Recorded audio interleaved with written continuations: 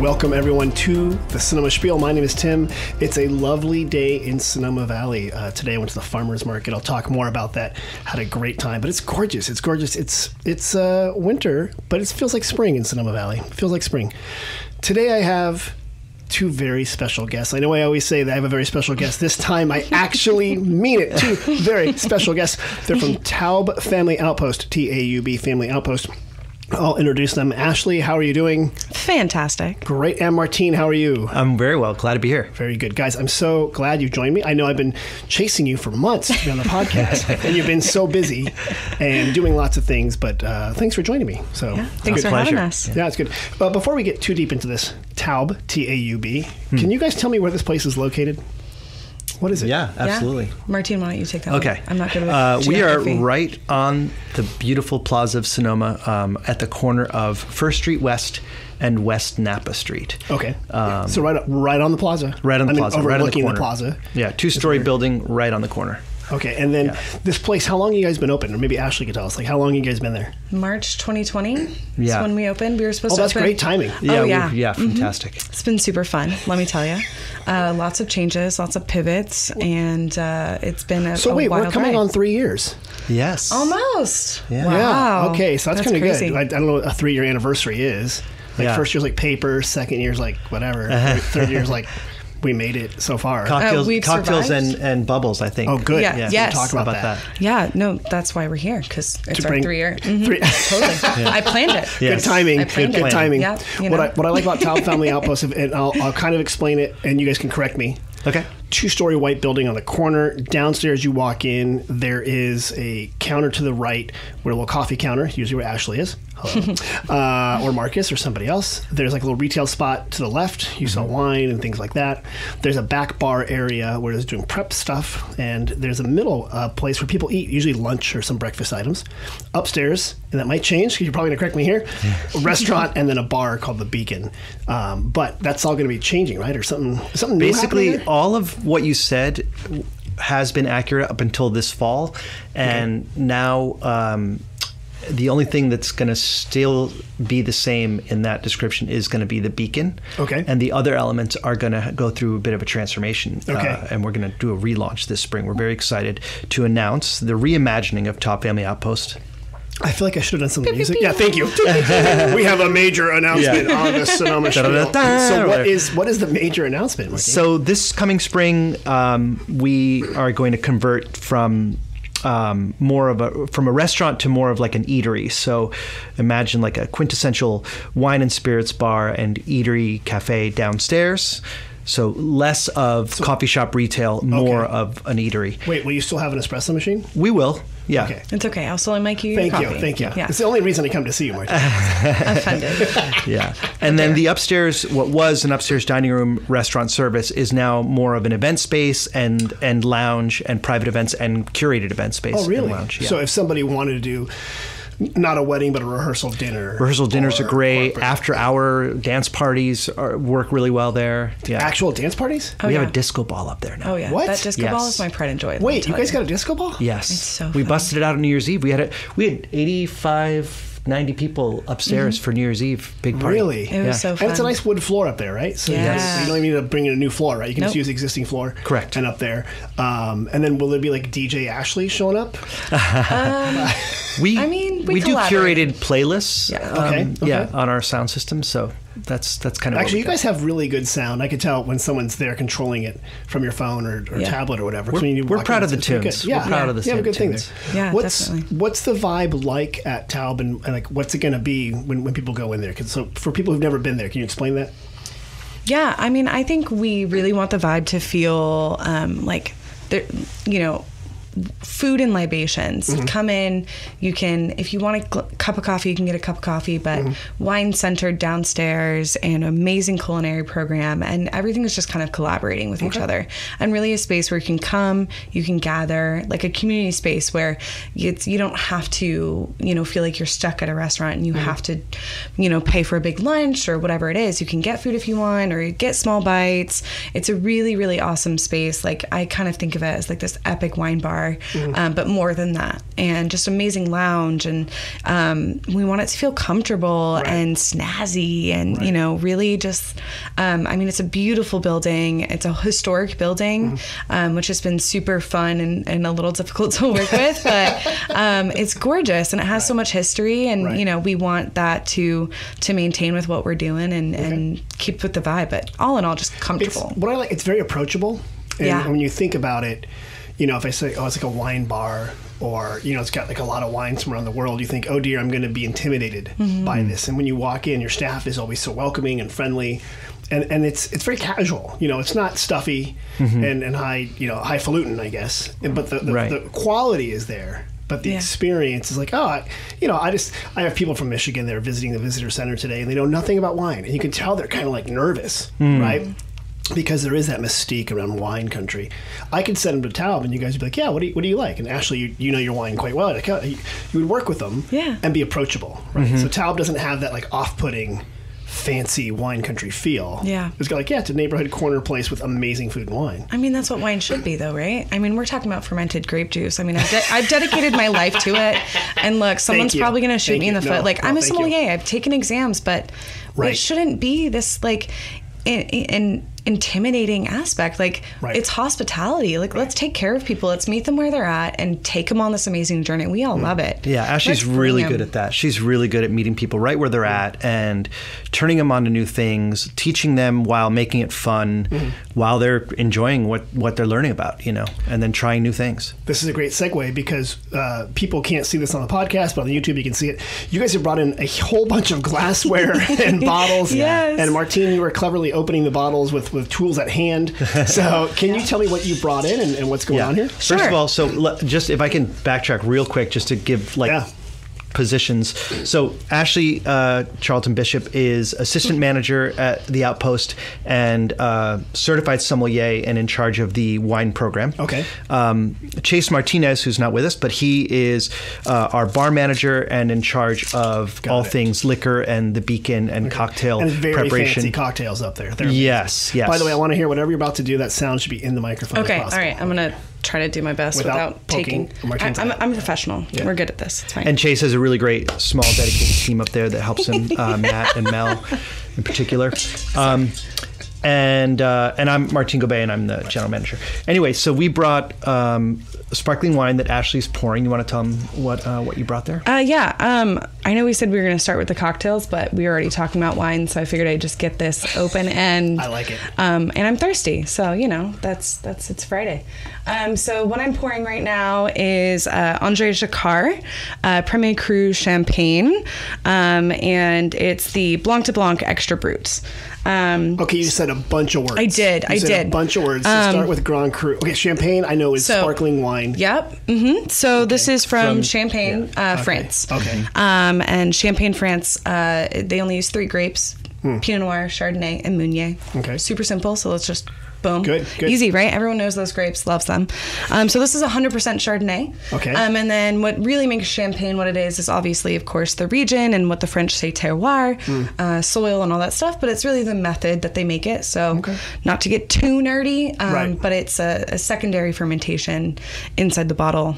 That's the simplified version. But to define the other terms, Premier Cru is just a labeling of quality. So you have like Village, Premier Cru, Grand Cru. Grand Cru. And is that a location, or is it so Premier Cru is like the location of the vineyard? Okay. Exactly. So different vineyards will be Premier Cru, different vineyards will be Grand Cru. Okay. And then you have the whole region as a whole. Okay. And then Blanc de Blanc is all white grapes. Exactly. Yeah. Okay. So Chardonnay. Yeah. And then Extra Brut just means it's nice and dry and crisp. I thought it meant it was like extra mean. You know what? I mean, maybe it's just like an analogy for me. I don't know, but extra brute. That's extra Brutus, I think. Oh, Brutus, yes. That's cheers, Brutus. You guys. Cheers. Good to see you guys. Oh, that sounded great. Hold on. Microphone moment. Can do it there. Go. Oh, wow. That was fantastic. We'll taste it.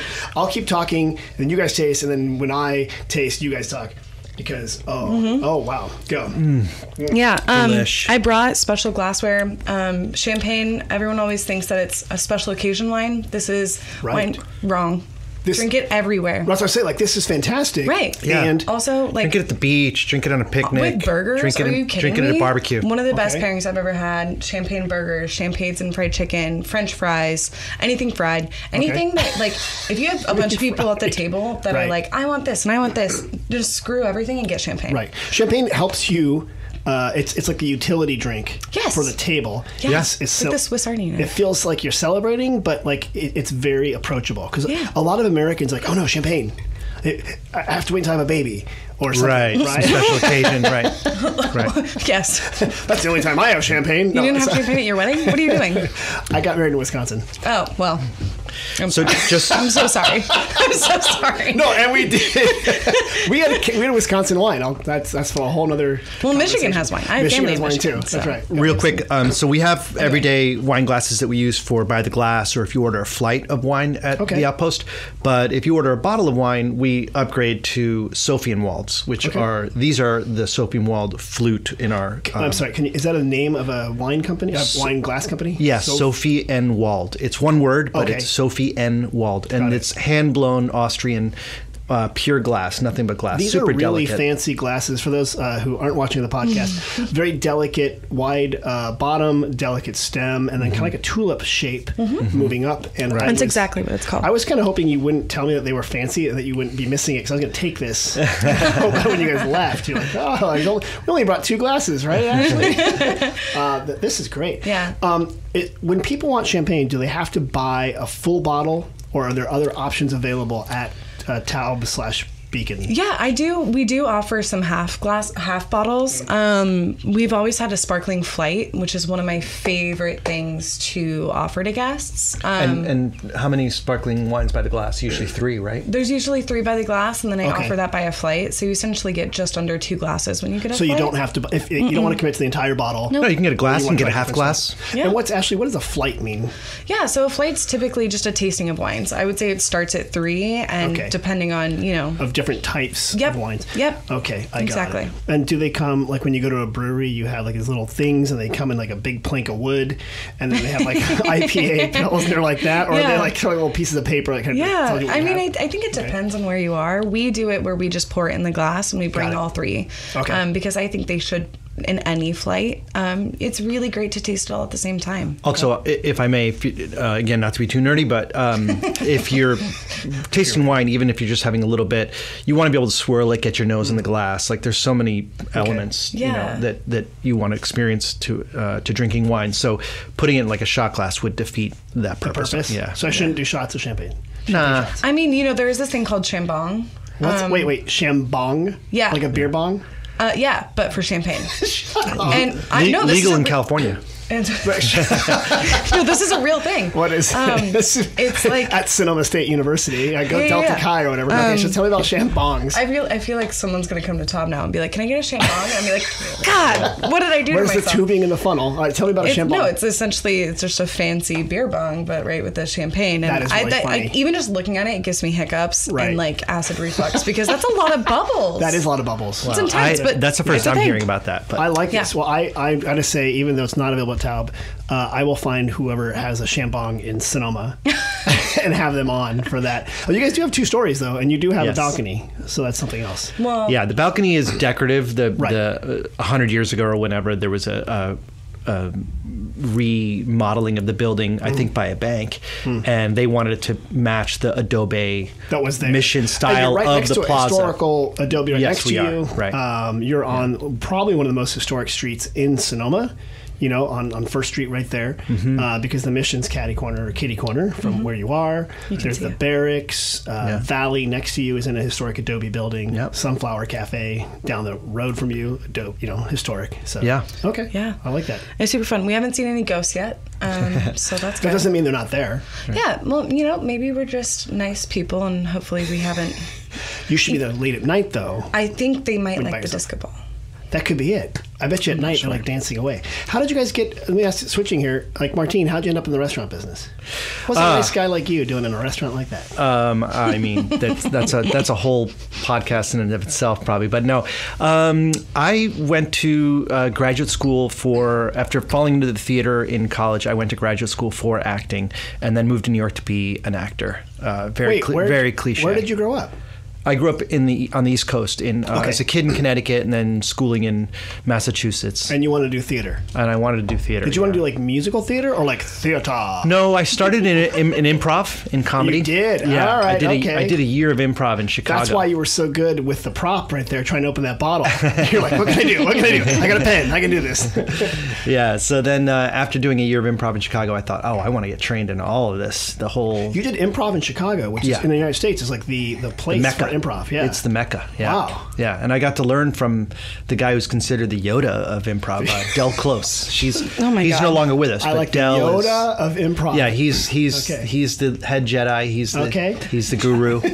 Yeah. How much do you watch Star Wars, Martín? Too much. Yeah. Oh, really? Yeah. But no, so then moved to New York to be an actor, and so cliche got a waitering job and started from there. And life is what happens when you're busy making other plans. And my actor wife and I got married and had kids, and soon careers needed to be secure and money had to be had. Right.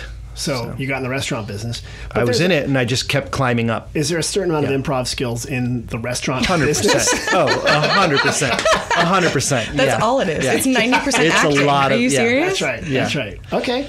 That's good. You definitely enter any service with a script of how it's going to go, but that script goes out the window in the first half hour, the first seating, and that's right. Well, everyone's different. Every night is different. Well, it's also, I think, going table to table and guest to guest. Yeah, right, for sure. Just like we were saying with wine, meeting people where you're at. It's such an amazing thing, like being in hospitality, being able to know that, like, you could, if someone's having a bad day, like if you give them good service, like, and I mean this in like the most like giving sense, is like you can help them have a better day. Right. And also, then you're meeting them. What if they're upset? You need to read that. And there's so much reading, and there's so much dancing and playing with each different table. And it's how much conversation do they want, or how much privacy do they want? Like feeling all that out. Romantic date. Stay away. If they're nervous on the first date, you can kind of go there and help them because maybe give them some small talk. Yeah. Like, wow, what a lovely necklace. Where'd you get that? See, you guys are like, oh yeah, where'd you get that necklace? Something like that. So, well, let me ask Ashley then. How did you get? Are you an actress as well? Or? Oh, absolutely not. Okay. I do joke that I should have been. But I went to college for international studies with a minor in Russian. For real? Yes. Okay. You did not bring vodka? I didn't. Well, there's vodka in one of the cocktails. Oh, okay. So educations work good. Yeah, it worked. That's phenomenal. So I did spend some time there, which was amazing in college. But anyway, my boyfriend at the time was born and raised in Alabama, and I moved him out here. Okay. He'd never been to California. Are you from here? Yeah, I'm, well, sort of. My dad was military, so I've been all over the place, Michigan being one. But I started a career in insurance, and I quickly realized quickly as in 3 years later, I realized it was not for me. Got it. So not very quickly. But I learned some amazing skills from there, and I just knew I had to get into a different industry, and I thought it was events. Okay. I can attribute it to, I hosted my best friend, Monica. That's my girl. Shout out, Monty. What's up, Monica? Anyway, I hosted her wedding shower, and I realized I loved taking care of people in that sense. Okay. And then I got into a winery, and I didn't know anything about wine at all. Was the winery here in Northern California? It was. Actually, it was in Glen Ellen. Oh, okay. And I started there. I didn't know how to use a waiter's corkscrew. Were you like front of the house? Were you working in a tasting room? I worked in a tasting room, and I knew nothing. And then within a couple months, I, drank the punch, the Kool-Aid. And you fell in love with wine. I fell in love with wine. Sucker. I really did. Yeah. It was a trap. But it was funny. I found this like dusty old binder in the corner of the tasting room. It was quite old school. And I had a friend who was kind of my first mentor, and she gave me all these books, and I was like, oh my God, this is amazing. It was so. Were your parents big wine drinkers? No. So, I mean, my dad, quintessential, like steak and potatoes kind of guy. Okay. Definitely had cab and stuff. And, you know, they were always really great in like allowing me to, and I had older brothers too. So they were like, taste this, taste that, whatever. And I was like, this is nasty. But I fell in, it wasn't even like the flavor of it. It was more everything else that I fell in love with. But I had a big aha moment when I was subbing out at a tasting room in Napa.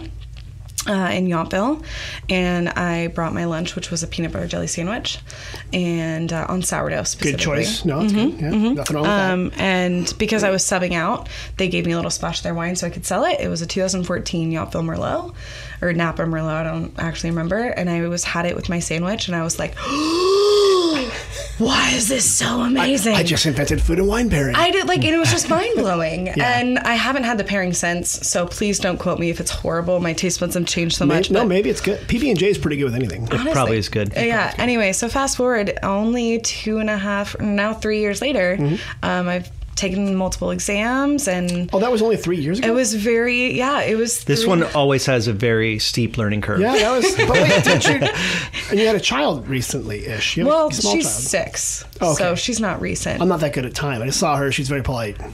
So, okay. Well, I'm glad. Wow. Yeah. So you're new to the wine business per se. I did not know that. Okay. Yeah. So new to the business, but I'm a big nerd, and so I gobble up information and read a lot of books. They're constantly getting mad at me for studying when I should be doing other things, but I love it. It's Ashley, fascinating. if you got time to study, you got time to clean. Well, there's also that, the old right? time to lean. Well, tell me, transitioning from that, you guys have also something else over here. Should we talk about what these are? Because not only do you have wine, and from around the world, and Sonoma County as well, but you also have some things in these little coupe. Which one will we talk about first? Well, why don't you introduce the beacon? Sure. Yeah. Okay. So I did want to say, so we are going to be doing this remodel downstairs and reopening, but in the meantime, the beacon is still open. Okay. We're open Wednesday through Sunday evenings at 5 p.m. And we take reservations, but they're not required. We always try to take walk-ins whenever we can as well.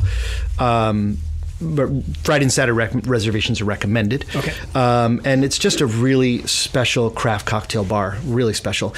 And a lot goes into the different, all the products that they make up there. So first we'll taste the Smoke and Mirrors, which is in the rocks glass. Okay. And for those at home or in your car or whatever, we brought Tim a special cube. Yeah, so these cubes have the B for beacon on them, right? And they're fancy, and I don't know how you etch those. So it's first of all, toothpick, really. First small? of all, also it's a crystal clear cube. You it's can not see like right the kind I have at home, right, cloudy, and it's has crystal flies clear. In them. Yeah. One big rock, one big cube, and then we have a stamp. It's not really a stamp like with ink, but it's a metal imprint, and just by the weight of your hand. Pressing on the ice, it imprints someone's job the B is to logo. Brand the ice cubes. They do it. They do it on order per drink. Yeah, really. Like when a drink calls for a big cube, they press the ice first and then make the drink and then pour it. It's almost like a notary stamp thing, like a big metal thing. Yeah. Okay, yeah. I love that. It looks like a doorknob with a B on it. So I could buy one with a T on it. You could. Tim and claim all my ice cubes. That's very true. Yes. Didn't even think about that. That's very true. If my wife ever listens this far into the podcast, which she doesn't,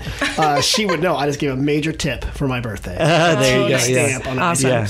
Yeah, we just have really dedicated bartenders, and they're amazing. Again, on that approachability. Yeah. We have amazing craft cocktails. So what is the smoky doohickey here? And like there's like a wedge of like that's dried dehydrated pineapple. Yeah, you've got a dehydrated pineapple chip or slice in as a garnish. So it's called Smoke and Mirrors, and basically this is a 2-day process to make this drink, just to get it batched ready. Okay, I can order it before 2 days though. Yes. Okay. We plan ahead.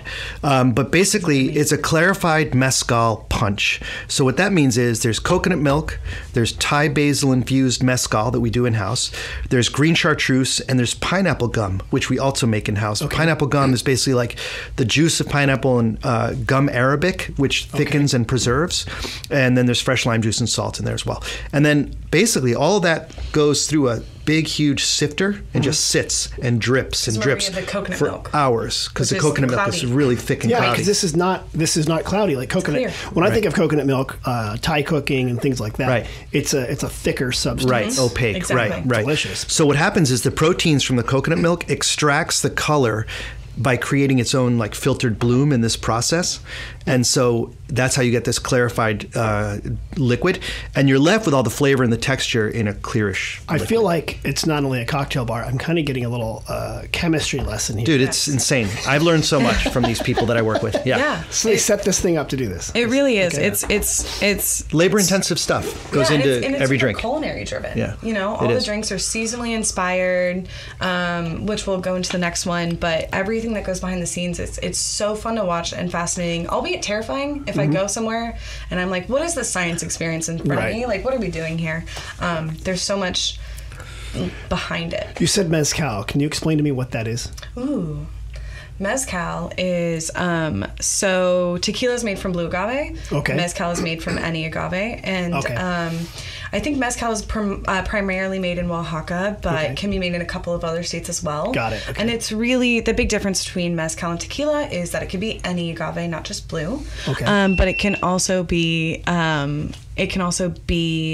it's made in a different style. Okay. So it's smoked, and traditionally they have like a donkey that's pulling like a stone wheel to grind it up. And it's a very, very traditional method that's only kind of coming now into fame, but it's really fascinating and just really fun spirit. It's definitely got a very smoky quality to it. And it's usually from Mexico, so we can... Correct. Like, there's also a guy, there's a guy at Kina's Kitchen, Salvador. He is making mezcal now, I think, down in Mexico. Yeah. Doing mezcal monkeys.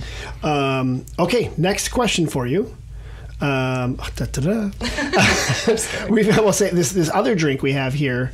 Is that also a mezcal influenced, or what is that? No, so this is the Scarlet Slipper, and the Scarlet Slipper. Tell me about that. It is Ravo vodka, which is a wheat-based vodka, and a pomegranate pink peppercorn shrub. So we take pomegranates and we take pink peppercorns. Sorry, Tim, you're reminding me. I'm gesturing to the microphone, so I'm going to move you. Keep going. Okay, sorry. I'll get closer.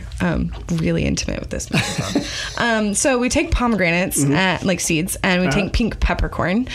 Pink peppercorn grows around all over the place. Okay. And it's literally just pepper that's pink, but it's more floral than like a black pepper. Okay. And someone is going to be like... peppercorn is not a pepper? It is a pepper. Yeah. But it doesn't grow here in Sonoma. It's like on trees and stuff. No, but pink peppercorn grows on trees. Like the garnish is a pink peppercorn leaf. I did not know this. Okay. From a tree. I guarantee you we could walk like a block down the street and find one. Okay. There's like 2 in front of my house. They make a mess, but they're super fun. Okay. So you've got the pink peppercorn is nice because it adds a little bit of like spice and florality. Okay. And the pomegranate adds acidity.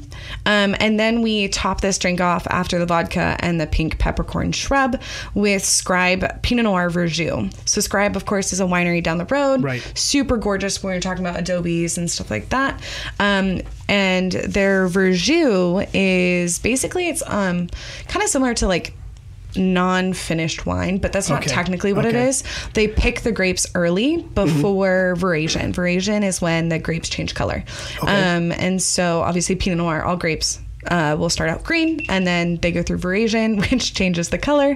So they pick them before that, so they're super tart and acidic, and then they make a wine out of it, and it's just like it's super tart, very acidic, very crisp, and it's very low alcohol. Okay. And super fun for cocktails. I think they use it. Do people drink it on its own, or is it usually like a mixer? I don't think they ever do. Vinaigrette. I would say it's almost like a byproduct of winemaking. Well, they make this separate, but it's similar. But Chase was telling me that you don't often see Pinot Noir Verjus. It's very rare that Scribe does this because Pinot Noir is such a difficult grape to grow that they almost don't want to waste the juice to make Verjus. Right. They want to make wine. So it's very special that Scribe makes a Verjus from Pinot Noir. And so we use it in this cocktail for acidity and balance in place of what might be more typical in a drink, which would be like citrus. So it's just an alternative acidity balance ingredient. Okay. And then it's topped with Ferrari Brut Rosé. Ferrari is a sparkling wine producer out of northern Italy and Trentino.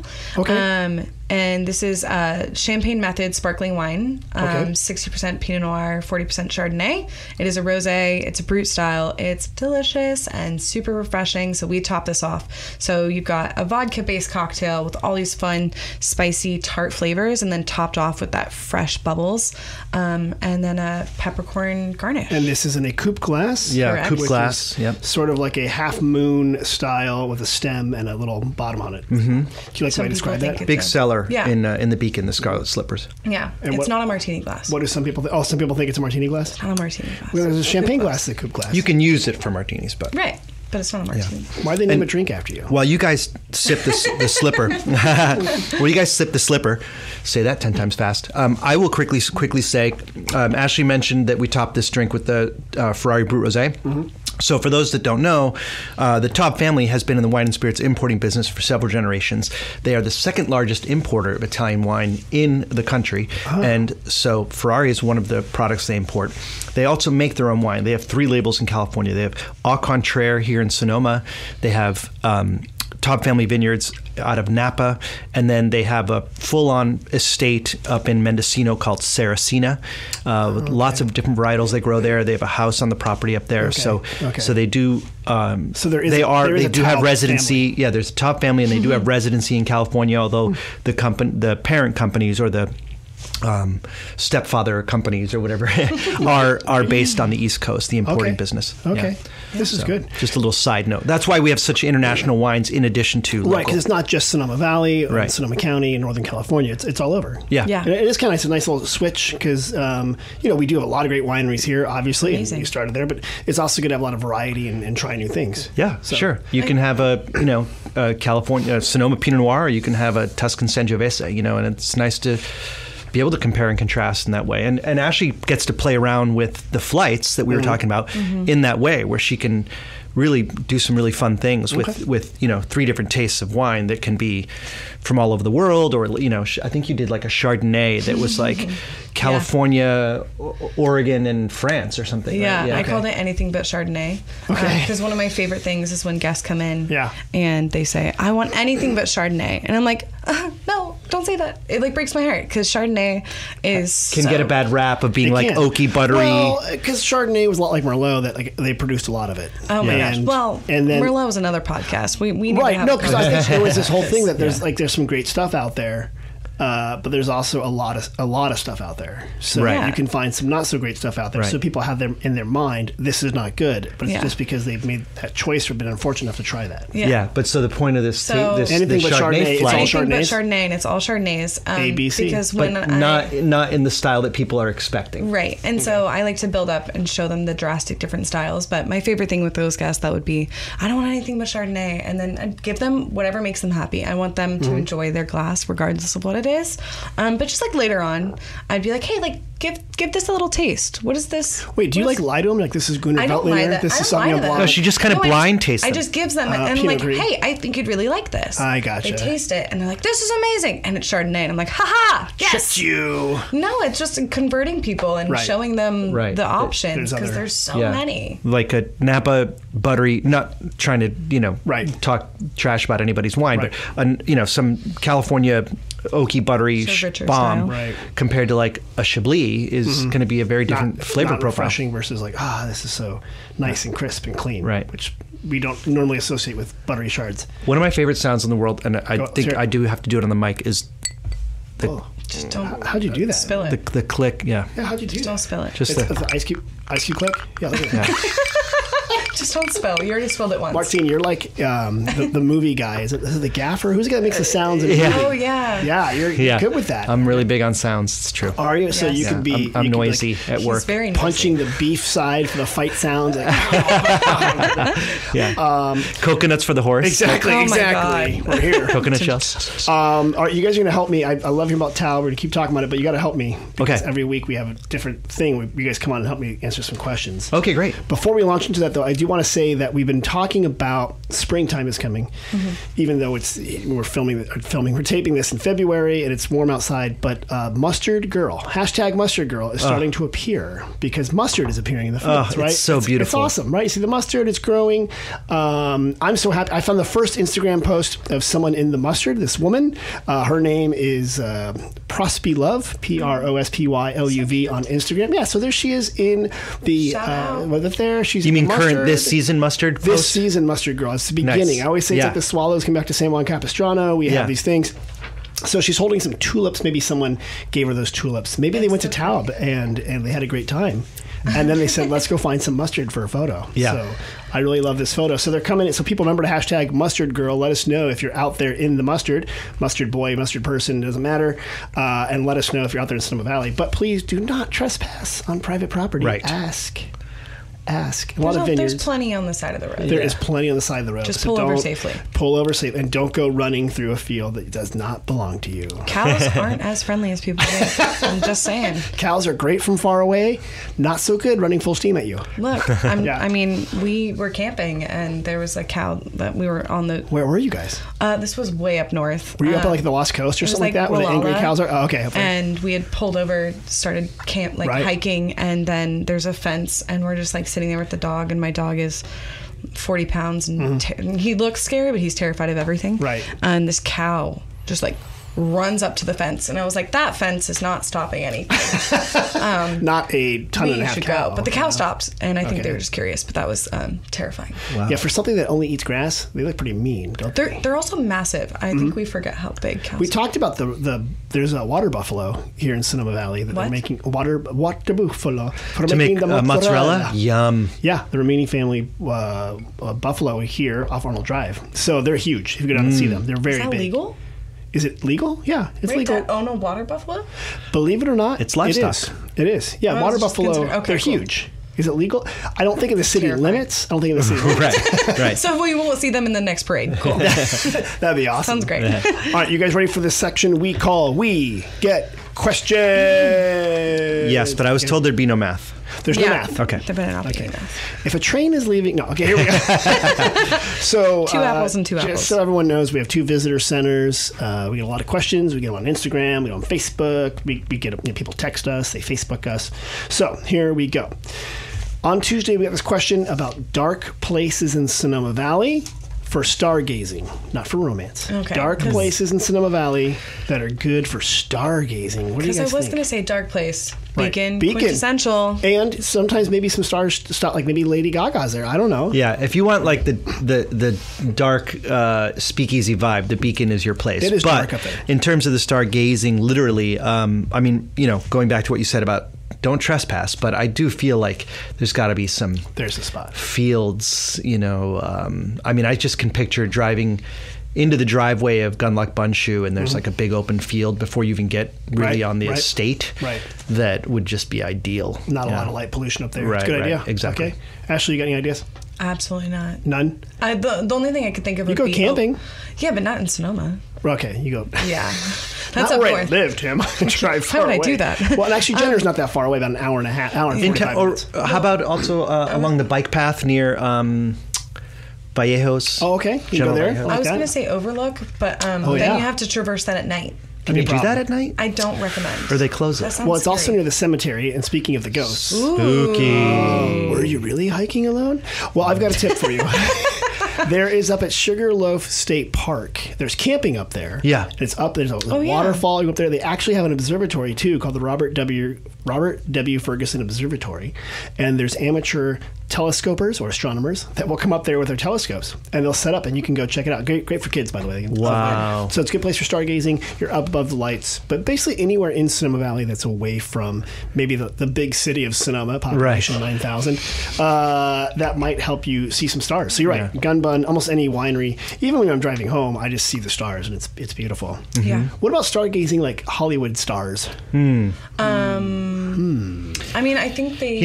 coming from New York... look at you. Here comes Mr. East Coast. Listen, you don't I'm just going to say, even if I knew where to go, I wouldn't tell you because then they That's stop the whole, coming. Like you got to protect their anonymity of being able to go out and until people. their person though, because doesn't their PR person say we want them to be known that they were going here, like something scandalous, or like the new girlfriend. You do want boyfriend. Page Six to kind of leak it somehow, right? Of Right. course, yeah. Page Six, for those of you who don't know, is like celebrity news in New York City on Oh, the is Post. that the thing? Yeah. Here we just listen to KSVY, Yeah. the local radio station for celebrity news. Yeah, Tim, I think you're the biggest celebrity. To find in out where town. the cows are.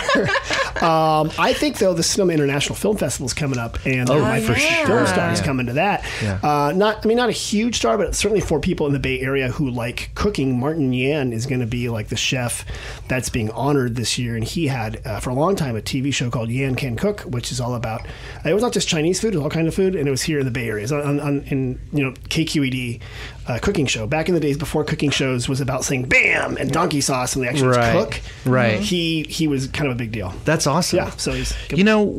Can I just quickly say that if anybody out there at all that's going to be coming to this film festival, bringing a film, producers, directors, whatever, if you want to seriously have like the most killer after party, right after your screening with an actual actor. You should rent out the upstairs lounge at the Outpost or the Beacon. Either room is rentable for private events, and we could throw you the most killer after party. Actually, in town. I think you even had a projector up there during World Cup. And we do. So we do a projector downstairs. Downstairs, okay. For and to TV make it upstairs. Yeah, so that we're complying with Martín, with our handicapped friends. You had a big party for the World Cup. Yeah. Yeah, we did showed all the World Cup games upstairs and down. What? And you were cheering for and we France, did the same with the Super Bowl. England? Who were you cheering for, Martín? America, Martín? Los Albiceleste, which is technically translates as the sky blue and whites, which is Argentina. Okay, why would you support that team? I was born in Buenos Aires. Oh my gosh! So you're going to support that team? How long did you live in the United States? Since I was 3. Okay, and how long did you live in Argentina? No, we left when I was 3. Right. So what I'm trying to tell you is, shouldn't you be rooting for the American team to win the World Cup eventually? I root for the U.S. women's national team. That's going to happen. U.S. women's, come on. Yeah, because I'm no dummy. So the U.S. women have my full and unadulterated support. I saw plenty of photos of Martín in his crazy blue and white jersey, and like you had like a scarf on, and you're like running around, your arms up. Yeah, a flag on like a cape. Yes, you were very excited. Yeah. So I'm telling you, the tattoo is coming. The 3-star, Why don't you just get trophies. a map of Argentina down your leg? Yeah, I could do that too. I could do that. Yeah. We also just realized how large Argentina is, though. It's big. I mean, it wouldn't be to scale. Massive. It'd be like it wouldn't be to scale. Just all over his back. A back piece. That's right. That's massive. Yeah. All right, good. So that's dark places. Next question. Ready for we get questions? Yes. You ready? This is easy. Where can I get sparkling wine? I'm going to defer to my sommelier. Yeah, sommelier. Because I brought sparkling wine, not knowing this was on the question. Right. But as I mentioned, sparkling wine is a soft spot in my heart, and I love it. And locally, of course, obviously, we have a really great selection of small producers of champagne, specifically grower producers. Grower just means that for most of their family lineage, they were selling the grapes to the big houses, Dom Perignon and Krug and all these places, right? And now they're like, wait, why don't I, you get to 4th or 5th generation. They're like, can I just do this myself? Make my own. So they just start doing their own, and it's amazing. Super fun. So we have a really great selection of that. Other than that, sparkling wine, 2 doors down from us, you have Sai. Yeah, sparkling big shout out bar. to Sai. Okay. Yeah, Jamie's the owner there. Jamie's amazing. She's awesome. And they have an amazing selection, and their staff's super knowledgeable as well. Okay. So it's a really great place. And then locally, as far as wineries go, Glory Ferrer, their vintage dated wine is fantastic. Oh, really? Okay. Really good vintage dated, which, little nerd moment, most sparkling wine is non-vintage. That's what NV means. Okay. And that's because in Champagne, historically, the weather was always really up and down. So they would blend wine from different years so that they could have a consistent product. Okay. So that's still seen today in a lot of our even California sparkling wines. So if it has a vintage, that means that it's all from that year and that it was a special year, that the vintage that year was a really good harvest. So we're going to make it special. So Glory Ferrer's vintage dated stuff, fantastic. Okay. Schramsberg, amazing, of course. Domaine Carneros, really, really cool lineage. They're actually started by a champagne producer. Okay. So really awesome stuff. Their winemaker. I don't know her personally, but I've had a lot of friends that have kind of mentored with her, and she's fantastic. Okay. So those are my Those big are quick. shout outs. You're good. Yeah, really good. Do you want to volunteer at the visitor center? Oh my gosh! Well, I don't have time, but I would love to. You know what? Once we reopen the downstairs with the relaunch, you know what I think is like could be a perfect day in downtown Sonoma. Go. You come to the Outpost for small bites and wine flights, wine tasting in the afternoon. You go to Psy pre-dinner for champagne bar, and then you go to dinner at Valley, and then you come to the Outpost and go to the Beacon for after dinner cocktails. You don't even have to leave one corner of the plaza, and small. You can have a perfect day in Sonoma. Yeah. I love it. Yeah. Like, if we do 4 perfect days of Martín, it's just like a different corner. Yeah. By day 3, they're getting ice cream over there at Sweet Scoop. Sure, yeah. The best. You could That's do a it. B&B Literally for a burger. the best. You could do it. Okay. Why not? Yeah. Okay, this is still in the restaurant area. Someone asked us about gluten-free dining options. Do you guys know any places to get gluten-free stuff? I think it depends, right? There's not like a designated gluten-free restaurant. Like Just 100% gluten. Yeah, Right. and you're really, it's hard pressed to find because there's so much cross-contamination, Right. And it's a bummer. It's hard. There's also Maybe no gluten-free plant-based. dish.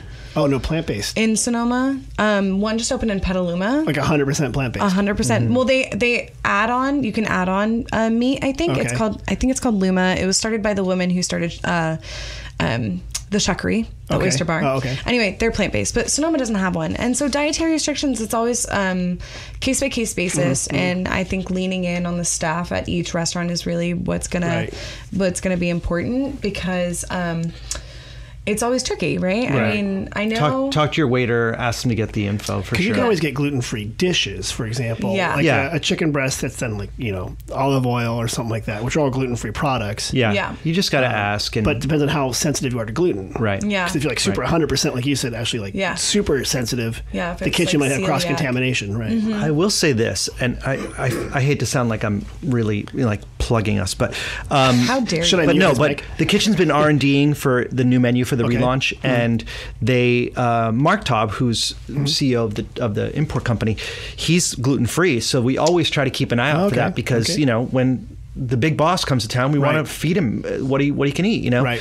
And so they made arancini. That there's going to be arancini on the new menu. You know what arancini are? Italian fried rice balls. Thank you. Okay, good. Cheesy. Yeah. Oh, those Cheesy. are good. Don't Oh my forget god, the cheese. cheesy fried rice balls. Those are always good. Oh, Those little sick. hand things. That's like, So delicious. But Really usually good people who are gluten free can't have sparkling. those. Oh. Well, our kitchen team are indeed regular arancini and gluten-free ones. All right. And the consensus You can do it. among everybody that was tasting them was the gluten-free ones actually were better because they had like a lighter, airier quality. So it's probably going to be that we just run with the gluten-free and not offer both. People wouldn't know. Because Yeah. you don't even know know. the It doesn't even difference. matter. You don't even know the difference. There's It's a just bakery delicious. on the way outside of town here called Baker and Cook. Oh, yeah, and yeah. They have gluten-free donut holes. Oh, I'm really? addicted to them. They're so good. I go Wow. there to get my pile of gluten. I get like a Oh, my galette, God. And I then gotta I'm go like there. throwing some donut holes. I just eat them, and then I haven't get been to there in a work on while. My shirt. Yeah, they're good. Yeah. It's a good spot. Thanks. This is a weird question I got. It's very specific. I don't know how to answer this one, Martín and Ashley, but it says, where can I get an asado for el 25 de mayo? Oh. And I was told not It's to pronounce it mayo. I was supposed to pronounce it Argentinian mayo. Like that. Yeah. 25 de mayo. Mayo. Yeah. Yeah, so that's... Día de la Patria. por mi país. Yeah, so exactly. Your Spanish is awesome. Could you tell me a bit? What is an asado? Do you know what that is? This is an actual, no doubt, 100% Argentine question. The person who asked me was an Argentine. Yeah, it's clear. I also just want to say I love how Martín, when you immediately start speaking Spanish, you get closer to the mic and you you just rock His it a hands, little his bit. hands came up. And you immediately, the whole persona changes. You right? can't see under the desk, but my legs instantly start doing a tango he was move. tangoing. It was amazing. It was like an accordion off distance. Oh my goodness. So, what? In my mind, they did. Did you know that What's that? they think that tango was invented in like in Buenos Aires way back in the day in like the slums by the poor people. Really? And now it's like the dance. So it was. Do you know the twerking? Do you know that? No, from what I understand, I'm not kidding. Scandalous. So if you're from Buenos Aires, your nickname is that you are a porteño because it's a port city. You are a port city person. Okay, yeah. You're a porter. So from what I understand, and the world can correct me if I'm wrong, but the tango really started because prostitutes were dancing this sexy dance to attract the sailors, the people coming, the men coming to the port, to engage. All dancing, not all dancing, but the kind of dancing that we now see was sort of a mating courtship ritual. Courtship. Some way, a courtship ritual. We say courtship if we're humans. Right. If it was birds, it's mating. Right. But it's like a ritual, right? Right. So, and of course, over time, it progressed to a beautiful dance shared by two people, not transactional. That always have slicked back hair. Not transactional. One has a rose in their mouth at all times. Yeah. And then like a high slit skirt and a lot of dance, like a lot of feet. Like, the footwork is unbelievable. Yeah, it's incredible. Stunning. Is that how it works? So asado in this question, asado? Asado is a classic Argentine barbecue, which means that like there's a big open air grill, and there's all like no part of the cow or pig is wasted. It's all the meats are on there. Offal, sausage, blood sausage, steaks, cuts, breads, all different things. Yeah. Okay. Sweetbreads for sure. So it's a barbecue. It's an asado is a barbecue. Yeah. It's like a big like saying in barbecue. America, like, come to a barbecue. Yeah. Okay. Yeah. And 25 de Mayo, the 25th of May, is like the Independence Day, the day of patriotism in Argentina. Got it. Okay. There's that truck. I see late at night, taco truck, and it's the only place that I could think of that's probably going to have that like really smoky wood fire. It's it's down the street, like literally right down there. Oh, the one in Taqueria Jalisco, that one there? Yeah, that one. And then also in Boys Hot Springs, they have, I always see them. The guy on the right? Oh, you're leaving town? It looks so good. It is good. Oh, there's also, there's a chicken guy too. Yeah, the chicken guy. Up by Brinquito. I too am a fan. Meats definitely on fire. Beautiful Fired meats. Beautiful taco truck feast is a great option, but so do we go to your house sadly for I don't asado? think sadly I don't think you're going to find like a real. I think it's time for us to start. Someone needs for to the huge Argentinian population, both of you guys in town. The two of us. Mariana put this on there.